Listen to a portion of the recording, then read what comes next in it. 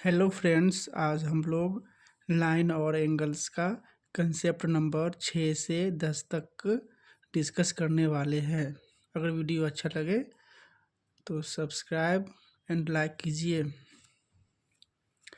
Concept number 6,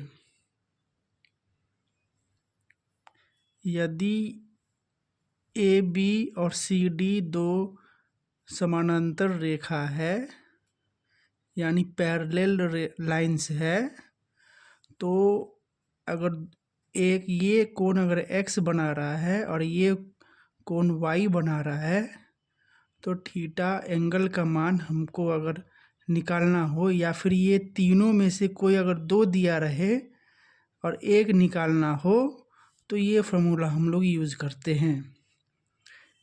मतलब यदि A B समानांतर सी डी, तब थीटा की जो वैल्यू होगा 360 माइनस एक्स प्लस वाई। तो एग्जाम्पल एक देख लेते हैं। अगर ये ए बी समानांतर है सी डी के, ये कोण जो है दिया गया है 140 और ये दिया गया है 100, तो y निकालने के लिए बोला गया है। तो y का जो वैल्यू आएगा, पहले वो फार्मूला से angle equal 360 minus x plus y. तो यहाँ पर ये एंगल का मान दिया गया है 100, 360 माइनस एक्स का मान दिया गया है और वाई का निकालना है। तो वाई का जो वैल्यू हो जाएगा 360 माइनस 140 माइनस 100, यानी का जो y का जो वैल्यू हमारे पास निकलेगा, ये हो जाएगा 360 माइनस 240, तो 120 डिग्री आंसर। यानी कि ये y का मान कितना हो जाएगा, ये y का मान हो जाएगा 120 डिग्री। नेक्स्ट कॉन्सेप्ट देखते हैं।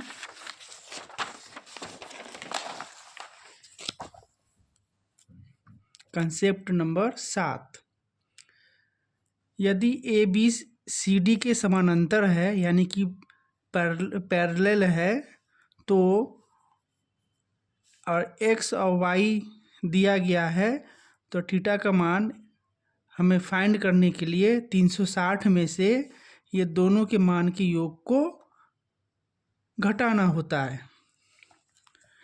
और ए बी अगर फाइंड करना हो तो ए बी को 180 से माइनस कर देंगे इस थीटा को, तो ए का मान निकल जाएगा।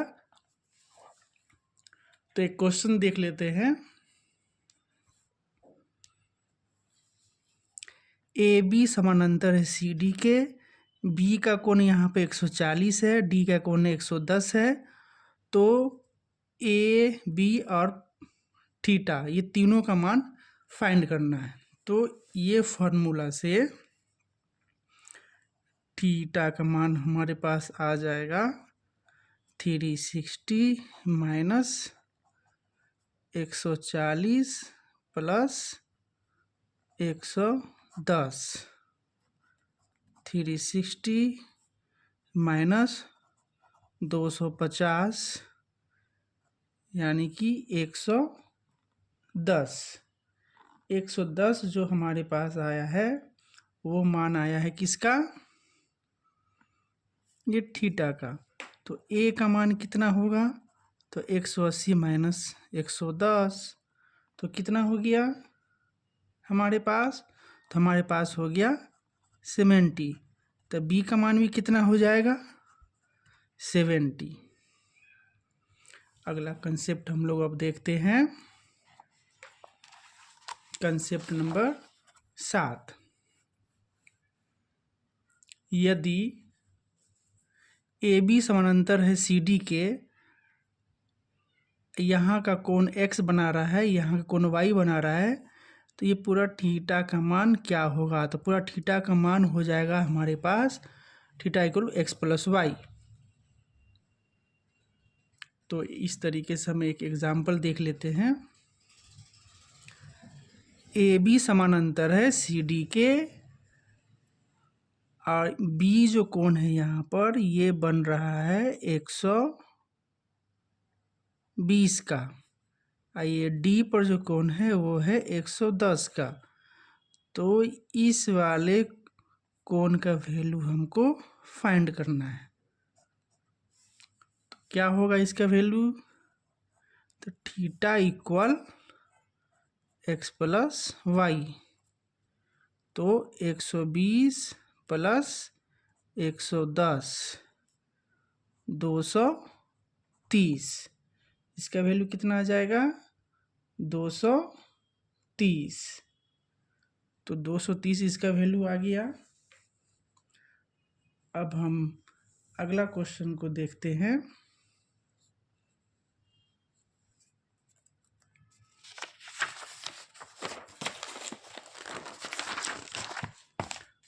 अगला कंसेप्ट है हमारे पास, कंसेप्ट नंबर 9।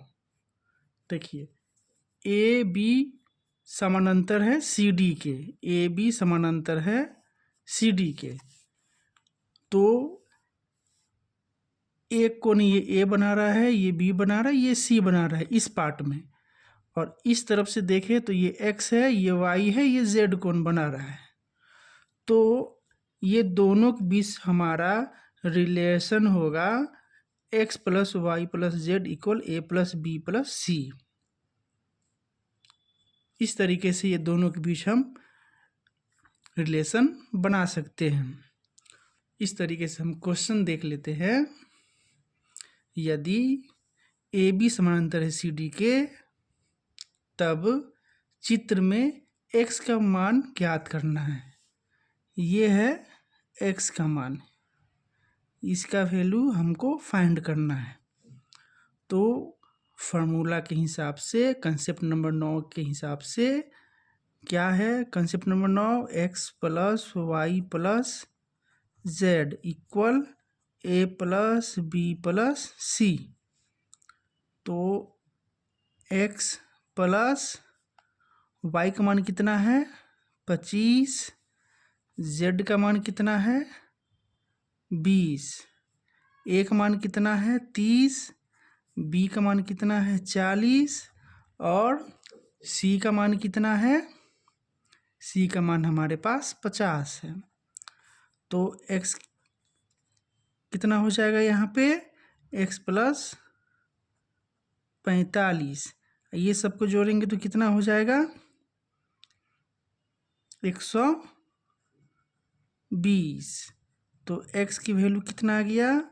120 माइनस 45।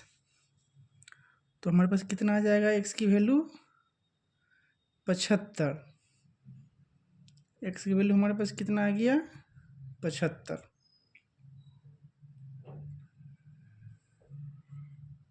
75।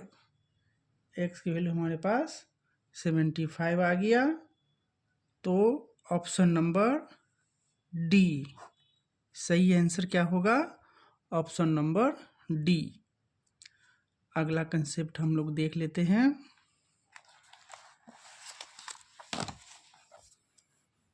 अगला कंसेप्ट है कंसेप्ट नंबर 10। ए बी समानांतर है सी डी के, तब x की वैल्यू निकालना है। ये जो है ये वैल्यू x, इसकी वैल्यू निकालना है। तो इसके लिए फार्मूला होता है x equal a plus b plus Y. इस साइड जितना भी कोण बना रहेगा उसका योग x का बराबर होगा। यही हमारा फार्मूला है। इस पे हम एक क्वेश्चन देख लेते हैं। चित्र दिया गया है, इसमें ये जो है एक तरफ का इसका वैल्यू दिया गया है, इसका वैल्यू भी 30 दिया गया है। बी का वैल्यू है ये, और ये वाई का वैल्यू है। यानी कि हमको फाइंड करना है बी की वैल्यू और वाई की वैल्यू। तो यहाँ पर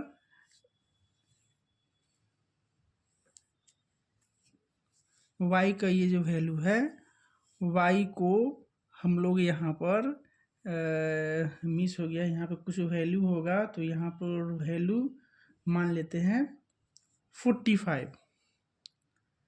ये 45, ये 45 है यहाँ पर। तो बी की वैल्यू हमको फाइंड करना है। तो बी की वैल्यू फाइंड करने के लिए हमारा ऊपर दिया गया फॉर्मूला है x equal a plus b plus y. तो x का वैल्यू हमारे पास कितना है 105, ए की वैल्यू कितना है 30, बी की वैल्यू फाइंड करना है, और y की वैल्यू कितना है हमारे पास 45। तो b की वैल्यू हमारे पास हो जाएगा 105 माइनस 75, 105 माइनस 75, यानी कि b की वैल्यू हमारे पास कितना आ गया 30 डिग्री। तो ऑप्शन में कहाँ पे है 30 डिग्री? ऑप्शन में है ऑप्शन नंबर डी 30 डिग्री। ये हमारा सही आंसर होगा। अगर वीडियो अच्छा लगे तो लाइक एंड सब्सक्राइब कीजिए। वीडियो देखने के लिए धन्यवाद।